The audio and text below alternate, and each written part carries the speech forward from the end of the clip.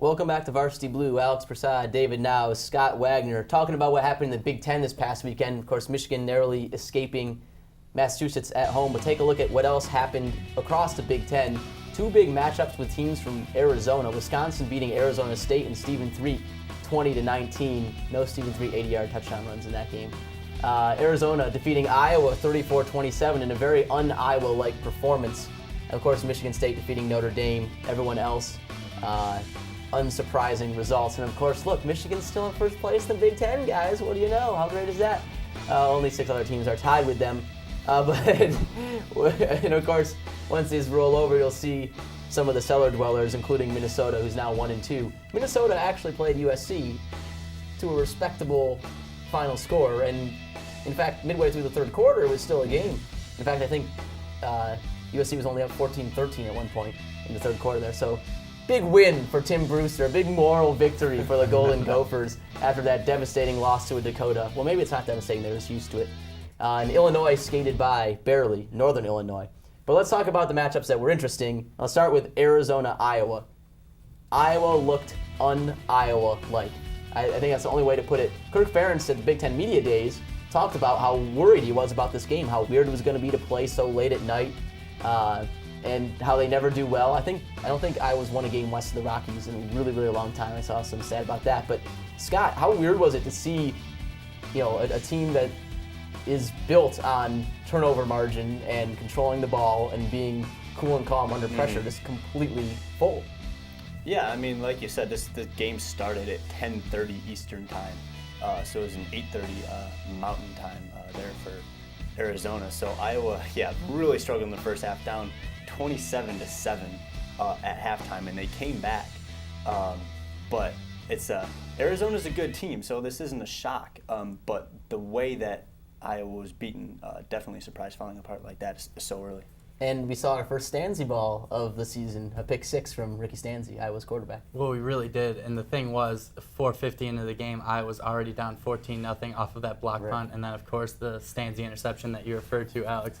And when you give up 2 huge plays, one in special teams and then the other with a turnover, it's going to be really tough to win on the road, especially with all the elements that we mentioned earlier. The game starting at 10:30 Eastern time, being miles and miles away from home. I mean, it was a classic trap game for Iowa, and they really did fall into the trap early.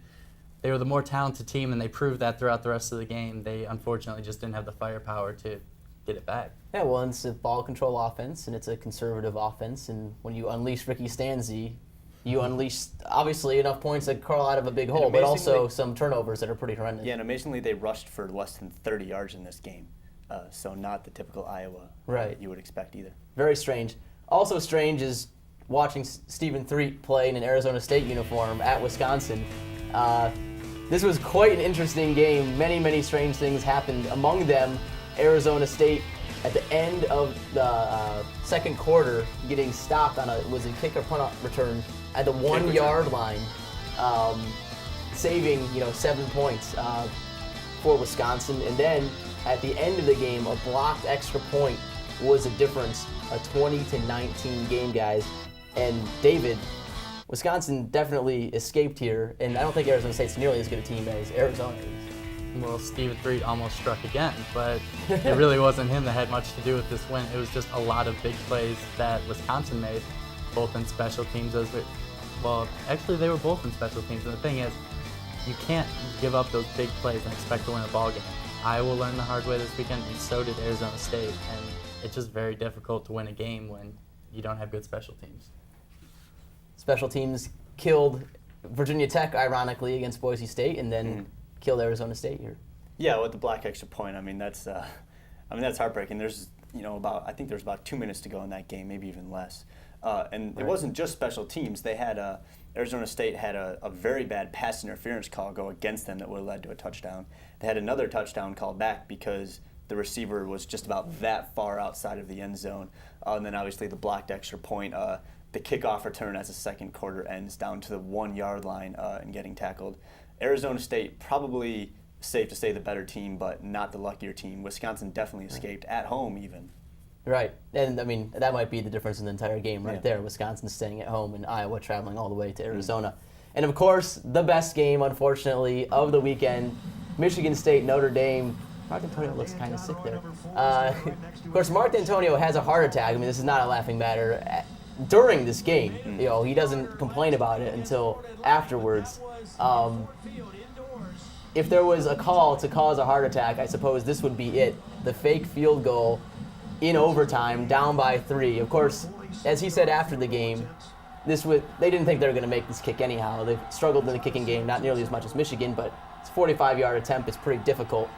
And as Lou Holtz would point out, and I'll give Lou some credit here because he saw it the first time and I didn't, Notre Dame actually did defend the fake. They covered the kicker who went around on a swing pass, and they would have covered that tight end except for, I don't know if you caught it, those 2 linebackers tripped each other up, and that's why the guy was uncovered. They actually had the fake covered, but there's nothing better than the look on Brian Kelly's face after that game. The question becomes, guys, is Brian Kelly already on the hot seat, David? Is that legitimate to say? He's 1-2 and he's lost heartbreakers both to Michigan and Michigan State 2 weeks in a row. Well, I think he very well may be. I mean, the schedule does not get any easier for Brian Kelly coming up.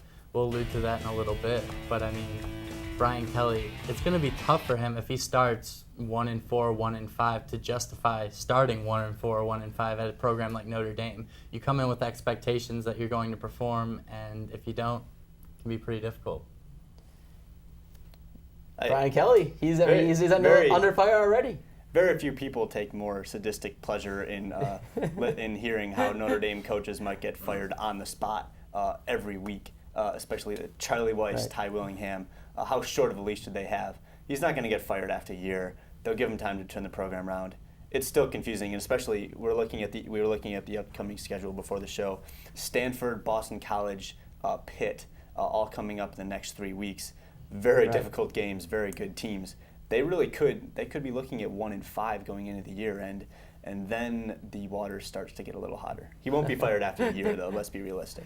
Well, let's take a look at the top 25. Of course, Michigan State sneaks in at that number 25 spot. The Big Ten and the SEC, the only 2 conferences with 6 teams ranked this week. Alabama, Ohio State, Boise State, TCU, Oregon, 1-5. That's been fairly static. The Ducks just putting up so many points. It's just silly. Their poor mascot, right? He has to do all those push-ups. And then Nebraska, counting as a Big Ten team. Wisconsin, Iowa, Michigan, Penn State, MSU. If you count Nebraska, that's 7 in the top 25. Big Ten's looking all right so far, and they've done it against non-conference opponents, which is always, the bugaboo of the Big Ten is, they'll never beat anyone but themselves. Let's talk a little bit about the national scene, guys, just for a couple minutes here. Auburn, Clemson, a great game this past weekend.